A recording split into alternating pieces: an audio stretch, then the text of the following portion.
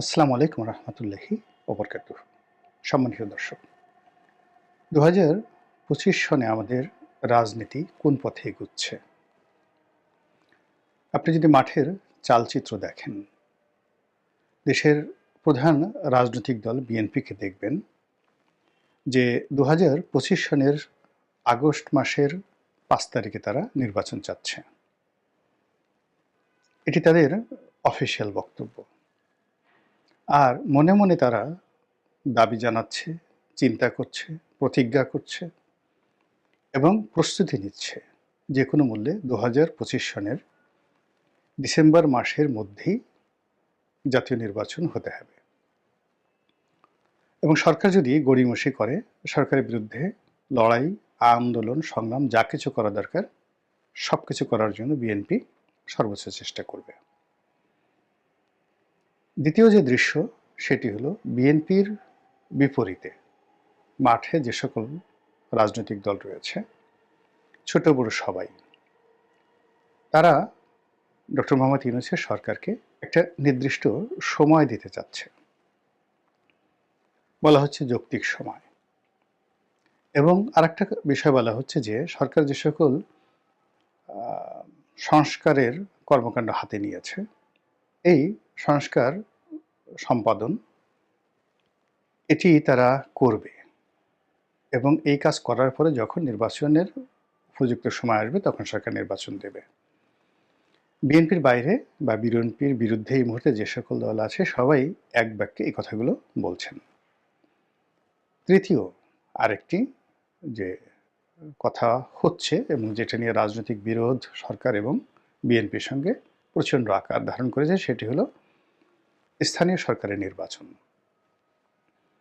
তো স্থানীয় সরকারের ইউনিয়ন পরিষদ, পৌরসভা থেকে শুরু করে অন্যান্য যে সকল নির্বাচন রয়েছে সব মিলিয়ে সরকার চাচ্ছে জাতীয় নির্বাচনের আগে এই নির্বাচনগুলো করে ফেলতে, এবং বিএনপি কোনো অবস্থাতেই এই কাজগুলো করতে দিতে চাচ্ছে না।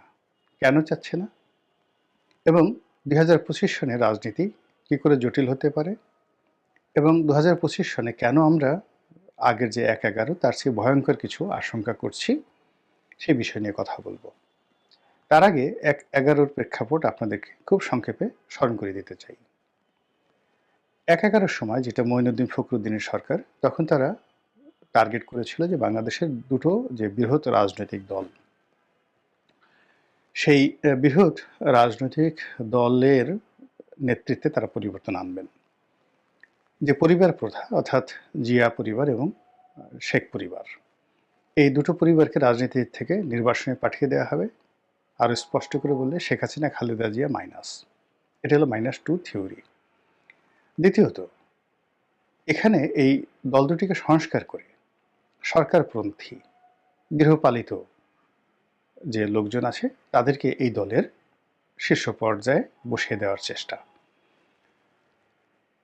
বিএনপির একেবারে সাধারণ সম্পাদক আব্দুল মান্নান ভূঁইয়া থেকে শুরু করে অন্তত 50 জন প্রথম সারির নেতাকে তারা টার্গেট করলো, ম্যানেজ করলো এবং মাঠে নামিয়ে দিল। এবং সেই যে কাণ্ড, সেই কাণ্ড ওই সময়টিতে বিএনপির যারা লোকজন, তাদের অন্তরাত্মা পর্যন্ত কেঁপে উঠেছিল, যারা দলকে ভালোবাসে। প্রথমত মঈনুদ্দিন ফখরুদ্দিনের কাণ্ড দেখে, দ্বিতীয়ত বিএনপির মধ্যে যে সকল বিশ্বাসঘাতক রয়েছে তাদের কর্মকাণ্ড দেখে। অন্যদিকে শেখ হাসিনা, শেখ পরিবারের বিরুদ্ধে আওয়ামী লীগের একেবারে শীর্ষ 200 নেতাকে তারা রিক্রুট করে ফেলল। তো এখানে হাতে গোনা তোফায়েল আমু, সুরঞ্জিত, এই 3 জনকে তারা মাঠে নামাতে পারেনি, আর বাকি সবাইকে মোটামুটি তারা মাঠে নামানোর ক্ষেত্রে অনেকটা সফল হয়েছিল। তাদেরকে দিয়ে দল বিরোধী বক্তব্য দেওয়ানো হয়েছিল, শেখ হাসিনা বিরোধী বক্তব্য দেওয়া হয়েছিল। তবে সেই আওয়ামী লীগের চাইতে বিএনপির যারা সংস্কারবাদী ছিলেন তারা বেশি প্রকাশ্যে এসেছিলেন। সাইফুর রহমান থেকে শুরু করে মান্নান ভূঁইয়া, এমনকি বিএনপি অফিস দখল নেওয়ার জন্য এখন অনেক বড় নেতা, আমি আর নাম বললাম না, তারা সদল বলে এখানে এসেছিলেন পল্টনের এই অফিসে। এই ঘটনাও ঘটেছে। এর বাইরে ডক্টর মোহাম্মদ ইউনূস, ফেরদৌস আহমেদ কুরেশি, তাদেরকে দিয়ে দুটো বৃহৎ কিংস পার্টি এবং আরও ছোট ছোট কিংস পার্টি গঠন করার জন্য অনেক টাকা পয়সা রাষ্ট্রীয় কোষাগার থেকে মঈনুদ্দিন ফখরুদ্দিন খরচ করেছেন।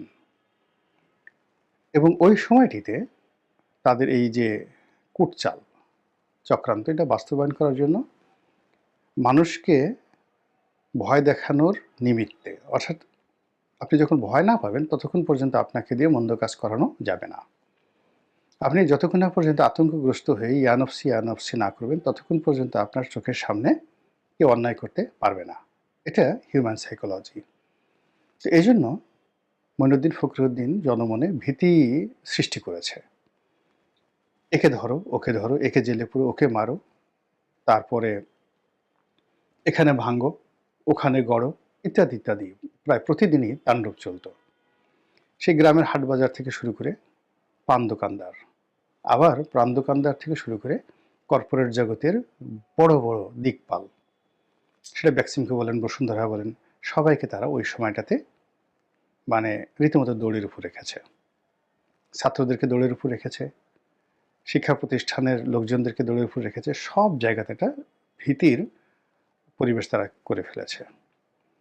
এরপরে মানুষকে অভাবী বানানোর চেষ্টা করেছে। মানুষ যদি অভাবী হয়ে পড়ে, পেটে খাবার না থাকে, পকেটে টাকা না থাকে, তাহলে সে রাজনীতি নিয়ে চিন্তা করার সময় পায় না।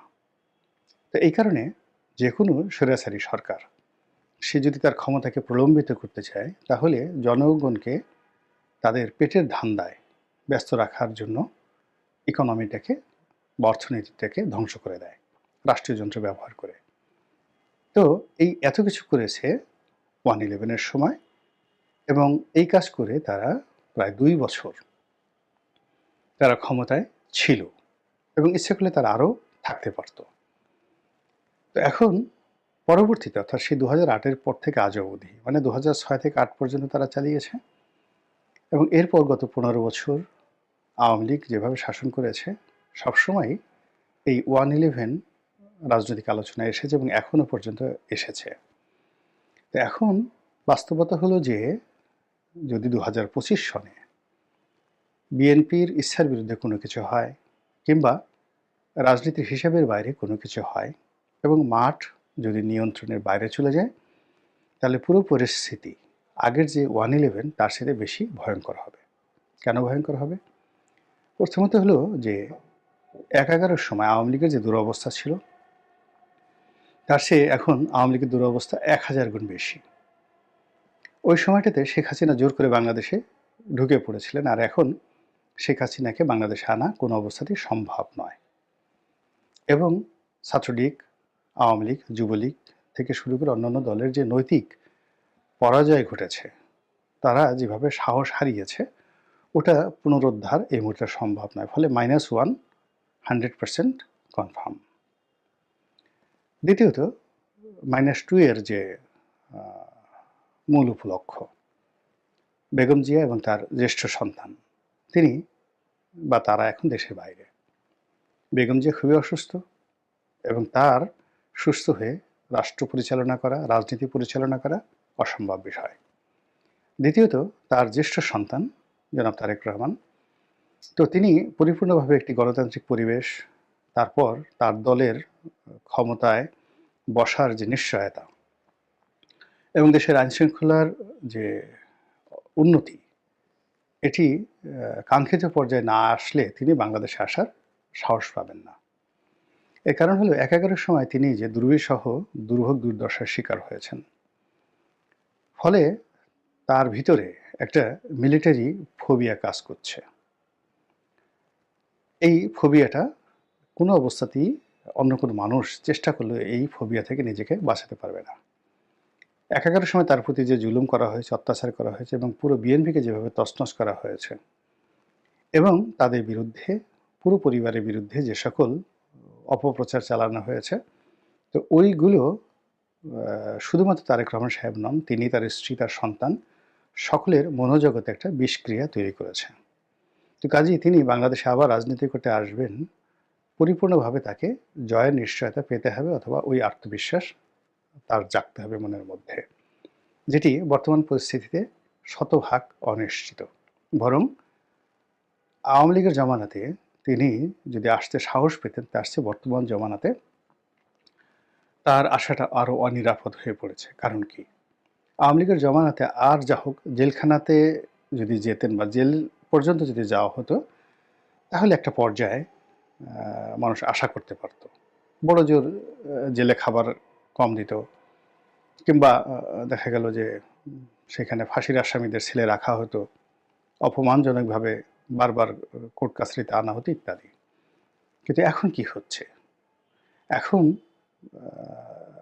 আদালত চত্বর থেকে শুরু করে সব জায়গাতে যা কিছু হচ্ছে, এটি বলার মতো নয়। উচ্চ আদালত থেকে নিম্ন আদালত সব জায়গাতে। ফলে এখানে কোনো রাজনৈতিক নেতা যার ন্যূনতম বোধ এবং বুদ্ধি রয়েছে, তিনি এই সময়টাতে ব্যক্তিগতভাবে ঝুঁকি নেবেন না, যার একবার অতীতকালে কপাল পড়েছে। তো কাজেই বাংলাদেশের যে বর্তমান পরিবেশ পরিস্থিতি, সে অনুযায়ী এই দুজনের শীর্ষ নেতার বাংলাদেশে ঝুঁকি নিয়ে ফিরে আসার যে সম্ভাবনা, স্বেচ্ছায় সম্ভাবনা বলতে গেলে নেই। এরপরে যারা বাংলাদেশের নেতৃত্ব রয়েছেন, বিএনপির একেবারে শীর্ষ যারা নেতৃবৃন্দ রয়েছেন, তারা প্রায় সবাই ৭০ ঊর্ধ্ব। সবারই ডায়াবেটিস, ব্রঙ্কাইটিস থেকে শুরু করে হাজারো রোগবালাই রয়েছে। অনেকের বিরুদ্ধে দুর্নীতির মামলা ছিল, এই সময় খালাস হয়েছে। এই খালাস হওয়ার কারণে তারা অনেকেই অসুস্থ হয়ে পড়েছেন। এর কারণ হলো দীর্ঘদিন লড়াই করার পরে যখন মানুষের জীবনে সুখ আসে, তখন শরীর মন ছেড়ে দেয়। ফলে তারা বাকি জীবন সুখে শান্তিতে থাকতে চান, নতুন করে আর ঝামেলায়, যারা সিনিয়র নেতৃবৃন্দ ৭০-এর ঊর্ধ্বে যাদের বয়স, তারা কেউ নতুন করে ঝামেলায় জড়াতে চান না। ফলে কাজেই যতই তারা হুমবি তাম্বি করুন কিংবা হুমকি ধামকি দিন, আলটিমেটলি সরকারের সঙ্গে সংঘর্ষে এবং সংঘাতে যাওয়ার জন্য যে নেতৃত্ব ৭০ ঊর্ধ্ব যারা আছেন, সম্ভব নয়। তরুণদের মধ্যে যারা আছেন, অর্থাৎ যাদের বয়স ৫০ থেকে মানে ৬০ বা ৬৫-র মধ্যে, এদের একটি বিরাট অংশ দেশের বাইরে ছিল, বিরাট অংশ পালিয়েছিল গত ১৫ বছর ধরে। একটি অংশের বিরুদ্ধে দুর্নীতির অভিযোগ আছে, একটি অংশ বর্তমান শীর্ষ নেতৃত্বের প্রতি খুবই বিরক্ত, আরেকটি অংশ তাদের কোনো রাজনৈতিক ভবিষ্যৎ নেই, ফলে তারা হতাশ। আরেকটি অংশ শীর্ষ নেতৃত্বের খুব কাছাকাছি, কিন্তু তাদের রাজনৈতিক যোগ্যতা নেই, পপুলারিটি নেই। কমিটি বিক্রি করা থেকে শুরু করে মনোনয়ন বাণিজ্য থেকে শুরু করে আরও অনেক কিছু এখানে ঘটে যাচ্ছে। তো ফলে সরকারের বিরুদ্ধে কার্যকর একটি আন্দোলন গড়ে তুলবে বা সরকারের ভিতরে একটা ভয়ভীতির সৃষ্টি করবে, এরকম অবস্থা বিএনপির এই শীর্ষ নেতৃত্বের আছে বলে আমার কাছে মনে হচ্ছে না। তো বিএনপির বাইরে বাকি যে রাজনৈতিক দলগুলো রয়েছে, তারা সবাই সরকারের B team, C team, D team. সরকারের কথায় তারা উঠে বসে, আবার সরকার তাদের কথায় উঠে বসে। তো এই অবস্থাতে যদি ২০২৫ সনের মধ্যে জাতীয় নির্বাচন না হয়, তাহলে বিএনপি পরিপূর্ণভাবে ২০২৬ সনে রাজনীতি থেকে মাইনাস হয়ে যাবে। হাজারটা কারণ আছে। এবং আগামী ৬ মাস ৭ মাস যদি সুযোগ দেওয়া হয় বিএনপিকে, তাহলে বিএনপির বিরুদ্ধে যে সকল জুলুম, অত্যাচার, চাঁদাবাজির অভিযোগ আসছে, এবং এগুলো নিয়ে যদি মোটামুটি সরকার একটু নড়াচড়া করে এবং অ্যাকশনে যায়, তাহলে পুরো মাঠ খালি করে দিয়ে তারা আবার পালাতে বাধ্য হবে। তো কাজেই ২০২৬ সনে যদি নির্বাচন দেয় বা নির্বাচনের নাও দেয়, সেটাকে প্রতিরোধ করার মতো সেই যাকে বলা হয় প্ল্যাটফর্মে আসার মতো বা রিংয়ে ফিরে আসার মতো শক্তিমত্তা বিএনপির হাতে থাকবে না। এরপরে এই সময়টাতে, এই অল্প সময়, গত ৫ মাসে যারা সুবিধাভোগী, টাকা পয়সা যারা আয় রোজগার করেছে, তারা অনেকেই বিদেশে পাড়ি জমানোর চেষ্টা করছে, অনেকে টাকা বিদেশে পাচার করার চেষ্টা করছে, অনেকে ভোগবিলাসে মত্ত হয়ে গেছে, আর এসব ধরনের মানুষ দলের জন্য লায়াবিলিটিস হয়ে পড়ে। তো সব মিলিয়ে ২০২৫ সনে যে রাজনীতির বাস্তবতা, সেই বাস্তবতাতে যদি সবকিছু স্বাভাবিক থাকে আলহামদুলিল্লাহ, আর যদি অস্বাভাবিক হয়ে পড়ে, নিঃসন্দেহে যে জটিল পরিস্থিতি এবং যে ভয়ঙ্কর পরিস্থিতি তৈরি হবে, সেই পরিস্থিতি 1/11-এর চাইতে জটিল এবং ভয়ঙ্কর হবে বলেই আমি বিশ্বাস করি। মহান আল্লাহ আমাদের সবাইকে হেদায়েত দান করুন এবং হেফাজত করুন। আসসালামু আলাইকুম ওয়া রাহমাতুল্লাহি ওয়া বারাকাতুহু।